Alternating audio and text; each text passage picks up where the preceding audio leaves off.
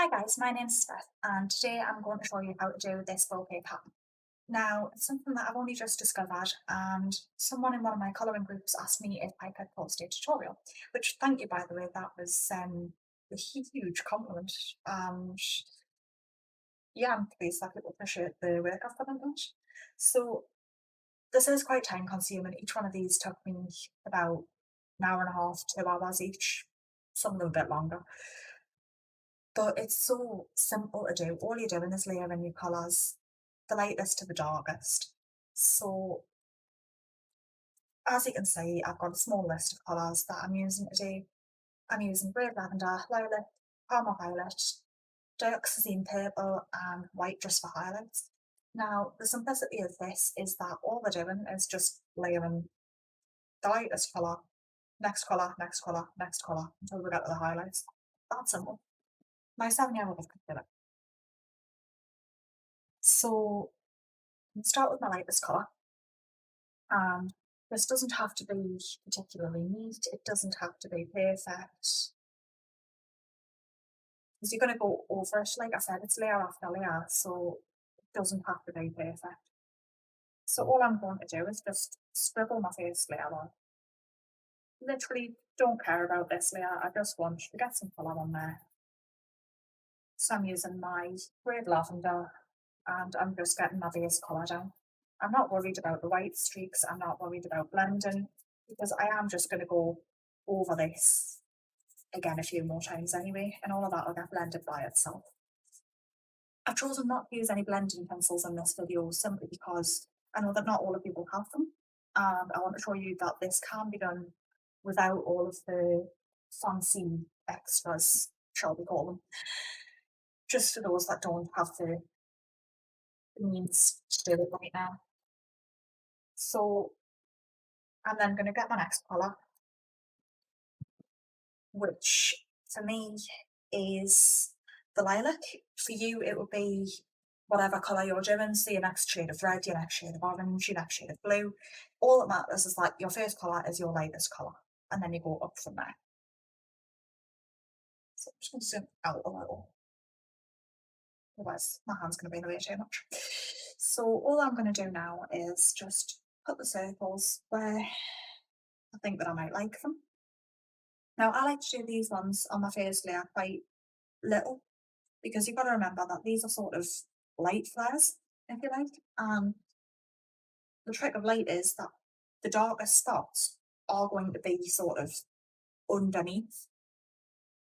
So you really want your lightest ones to be quite small so that you can put darker dots behind your light dots. So all I'm going to do now is just go in with my next colour and go around these lovely little light flares that I've created, which are going to be my lightest spots on my picture.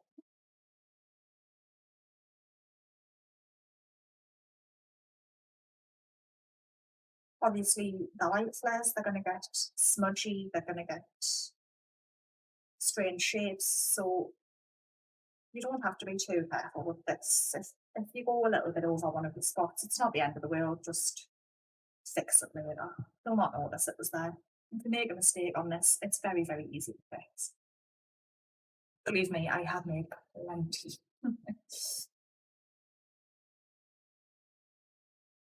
So all you're doing is just going over your layer with your next colour. Now, obviously I would usually do a couple of layers to get the colour this colour, but I'm doing it quite heavy-handed just because I don't want this video to be super long. It's only to show you guys how I achieved the look that I achieved. So I'm obviously going to do quite a quick, scrappy example just because I don't want to be sitting here all day showing you and taking up all of your time when all you really want is to know how I've done it and go off and do it yourself. It's exciting when we learn new techniques, isn't it? We just want to go out there and do it. We don't want loads of nonsense. We don't want all of the this is what I'm doing and this is how it needs to be done. We just want to know how to get the end result, really, don't we?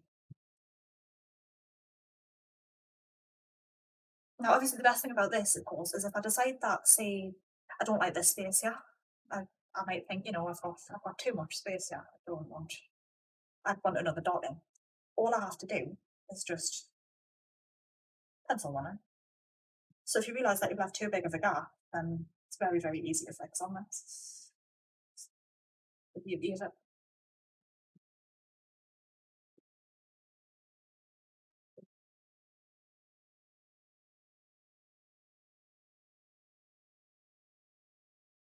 Those of you that do videos, I bet you feel my pain right now.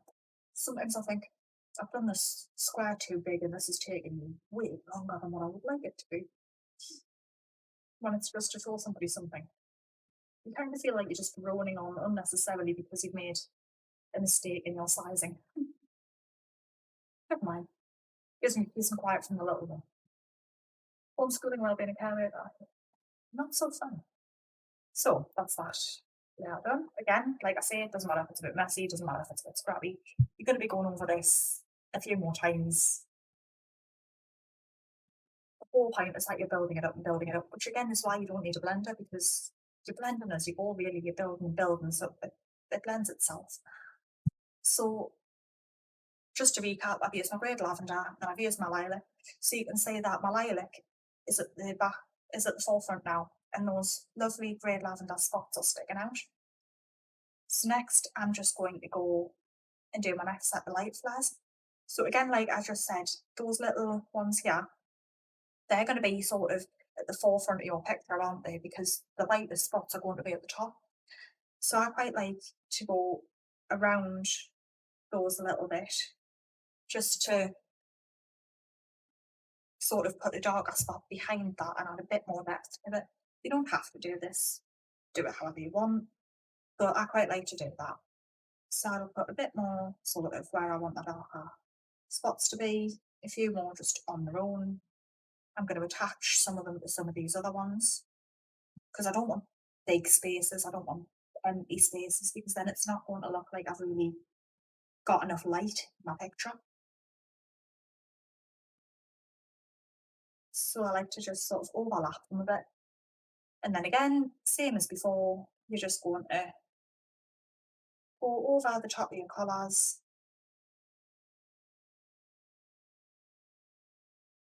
until you've made it darker again.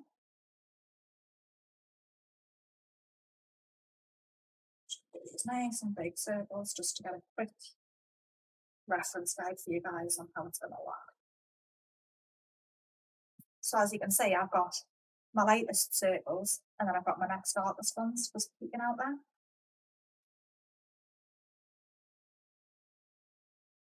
And that's all I'm doing, just going around and making sure that I don't have any gaps left between those spots.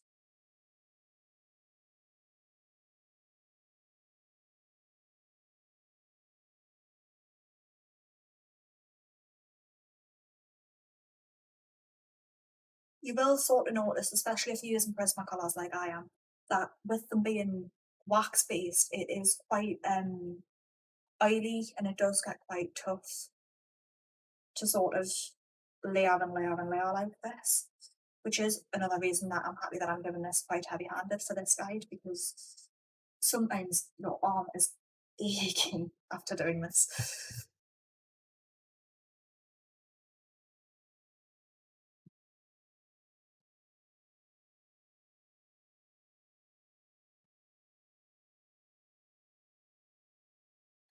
So as you can see, the more that you put your next layer in, the more you sort of, those circles that you've just put in really start to take shape and stand out.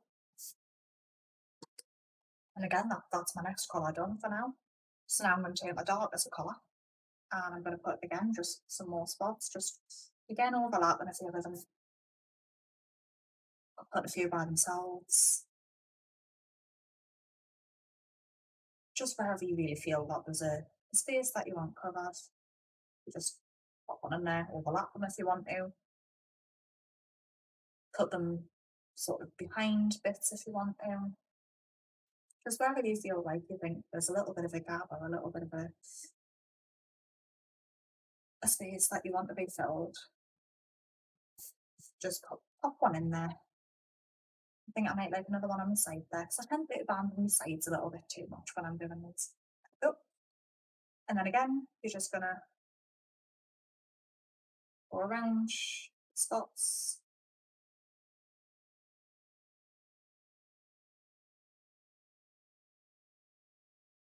And this is the time where if you think, oh, that one looks a little bit too big, it's very easy to just sort of make it just that little bit smaller right now. Now's your time.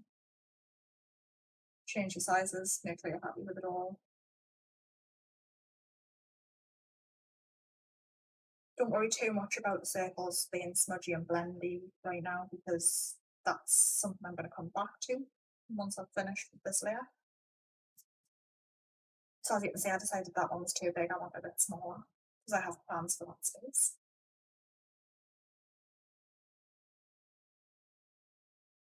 Obviously, you guys will be doing this a lot more carefully than me, a lot slower than me. I'm just doing this as an example, so I'm being a little bit heavy-handed, a little bit quick.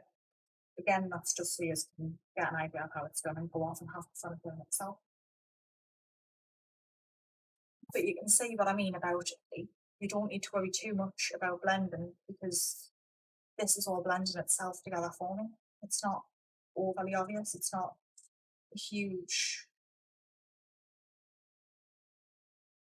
thing to see all of the streaks in between, because we're just going over it so many times that that doesn't really matter.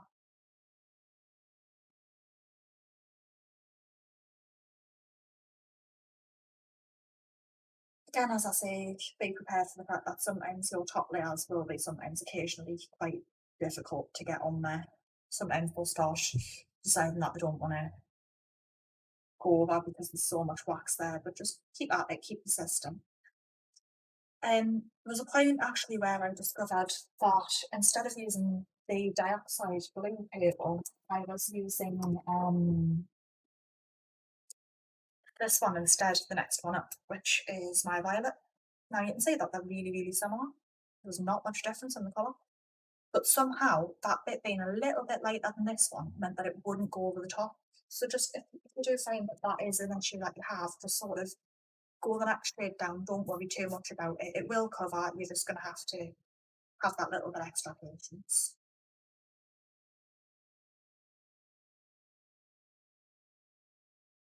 Now, as you can see, I have been quite heavy-handed, so there is little bits of smudges, but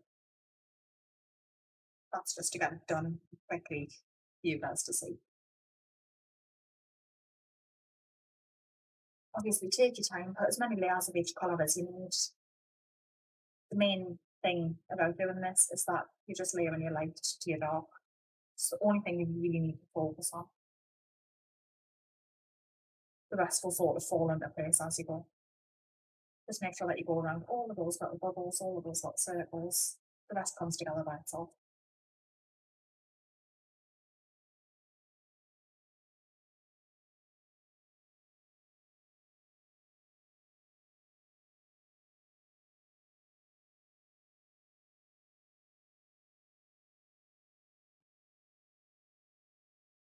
Funny enough, I'm not actually being as heavy-handed with this table. It's just so dark and so creamy that this one just tends to just go on this nicely anyway.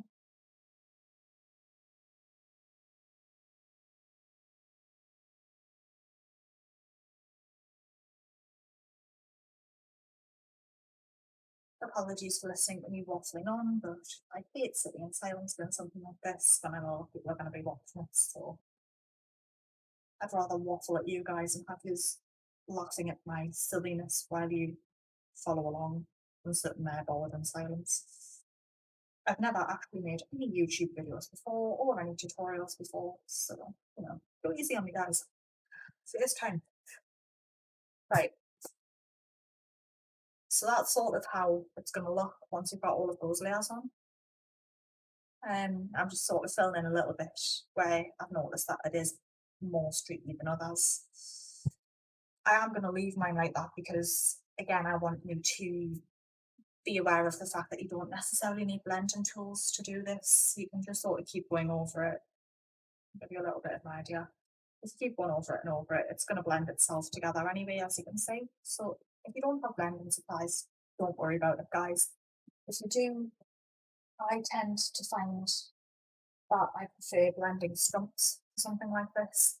So it's really easy to just rub over it with a blending stump, just to blend those little bits of your darkest colour if it's not looking sort of how you want it to look.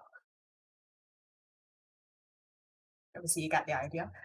Now what I like to do just to finish up is I like to go back to my colours and I like to pick sort of go from my dark to my light again, just to sort of get those really smoothed out, blended, nice circles.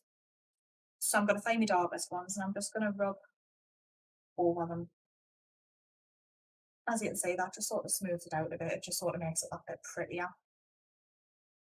Gets rid of those harsh edges. Now, you'll be wondering why I'm starting with my darkest colour for this, but that'll all be clear in a minute. Because you've got to remember what I've been saying to you is your colours are sort of going to go dark to light.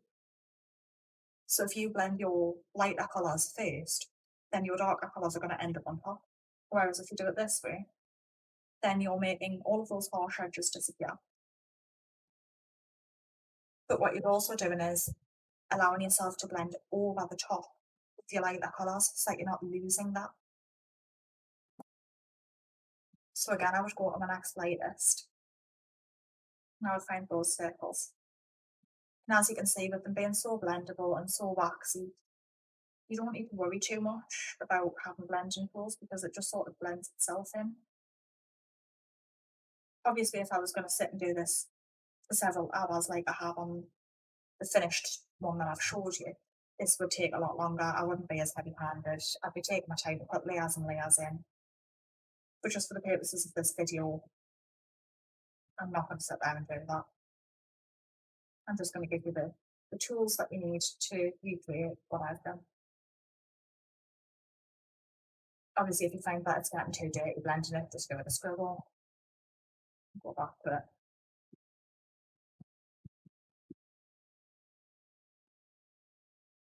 But if you just go over and just blend in those circles.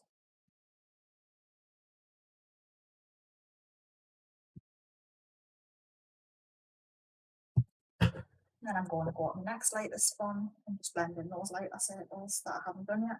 So as you can see, because I'm leaving those till the last, it's sort of bringing it to the front of the pattern. It's making that sit on top of the darker ones, which is what we want. If you're not happy with any of the other ones, then just smooth that out a little bit more with the lighter ones and it'll all come together. There we go, I need just some of that paper off. As I was saying before, that's how that ends up. But you've just got to give it a scribble, problem solved. And then obviously the more that you do with your light ones on the top, the more that those light ones are going to come to the front.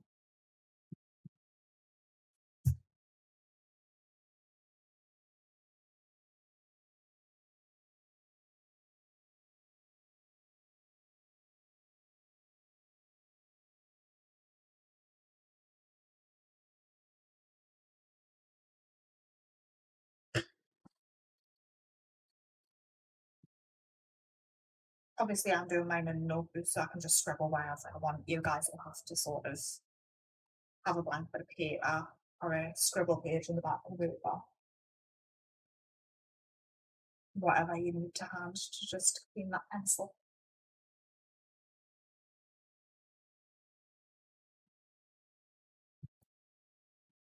And then what I like to do when I'm done with all of that is just go through with the white, Roxy's did it, go through with the white and just add those little really, really light spots in.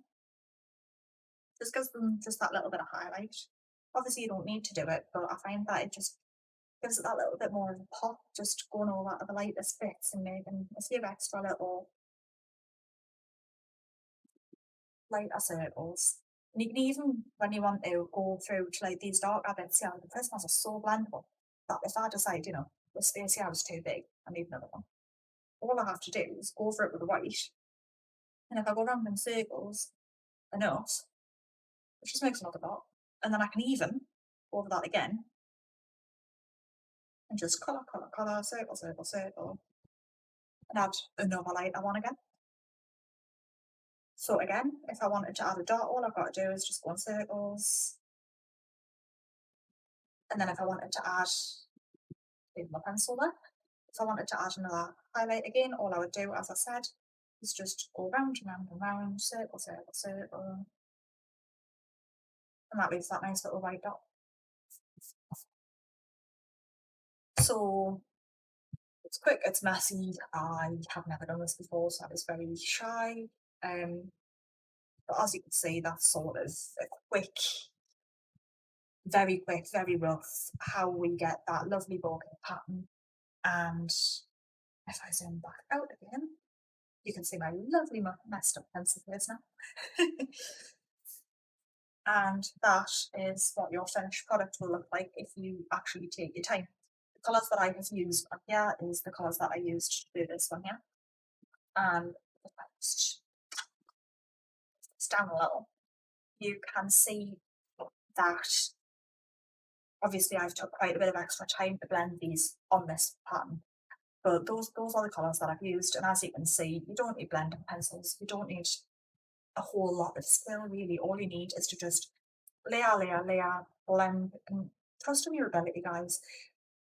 We all get days where we're looking at this or trying this new thing and we're going, this isn't how I wanted it to go, this doesn't look how I want it to be. Just keep pressing through because you end up with something beautiful that everybody else is going to go, wow, that's amazing. So just keep at it, keep trying, keep colouring, and I would absolutely love to see what you guys do with this. So happy colouring, and I hope that this is very helpful to you all, and I hope that you all have a lovely day. Stay safe, stay well, and stay sane, especially those of you with kids.